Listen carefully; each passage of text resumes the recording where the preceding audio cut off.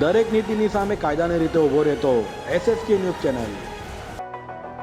પાલની હોટલમાં એડવોકેટ પત્નીની હત્યા કરનાર પતિને હોસ્પિટલમાંથી રજા મળતા પોલીસે તેની ધરપકડ કરી હતી। સુરતના પાલ વિસ્તારની હોટલમાં જઈ એડવોકેટ પત્નીની હત્યા કર્યા બાદ પોતે આપઘાતનો પ્રયાસ કરનાર પતિને સારવાર માટે હોસ્પિટલે ખસેડાયો હતો।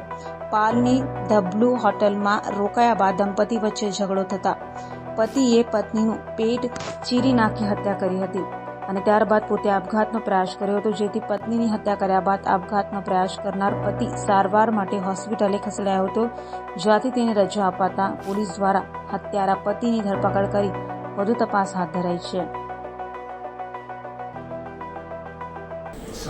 પાલ પોલીસ સ્ટેશનમાં એક ખૂનનો બનાવ બનેલ છે, જેનામાં એક દિશા કુમારી બેન છે, એનું મર્ડર થયેલું છે। એનામાં આરોપી તરીકે રોહિત કાટકર કરીને છે, એના હાથે લવ મેરેજ કરેલું હતું અને બંને પતિ પત્ની તરીકે છેલ્લા 1.5 વર્ષથી હતા। વચ્ચે એમના વચ્ચે ડિવોર્સ પણ થયા, પછી પાછા સાથે બી થયા, એટલે બંનેના વચ્ચે થોડુંક મન દુઃખ તો હતું જ। અને બંને લવ મેરેજ હોય એટલે બંનેના કુટુંબમાં બી એકબીજાને સાચવવાની કોશિશ કરેલી, પરંતુ એ લોકો અવારનવાર એમના વચ્ચે મંદુક રહેતું હતું બંને પતિ પત્ની વચ્ચે।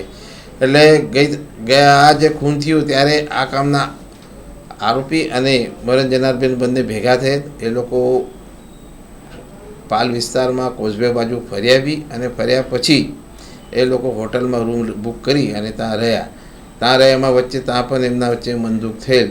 અને આ કામના જે આરોપી છે રોહિત, એનું જે સ્ટેટમેન્ટ લીધું એ આધારે એને પોતે એક ચપ્પુ પણ સાથે રાખેલું હતું અને એ લઈને જે રૂમમાં પછી ગયેલો અને બંને વચ્ચે મારા એમ થોડું બોલાચાલ વિવાદ થયેલો, એટલે એને ચપ્પુ જે હતો એકબીજા પેલા બેનના હાથમાં હતો, પછી આ બે હાથમાંથી લઈને એના પેટમાં ભાગે 2 વખત મારી દીધેલ છે, જેથી કરીને એના આંતરડા બેનના બહાર આવી ગયેલા।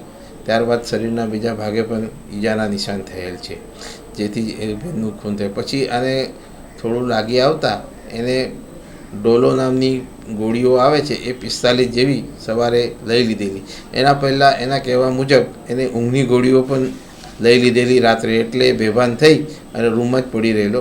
ત્યારબાદ સવારે ઉઠી ફરીથી એને પેલી ડોલો ગોળીઓ લઈ અને પાછો બેભાન થઈ અને હોટલના રૂમમાં ટબ હતો એમાં પડી રહેલો એવું જણાવ્યું।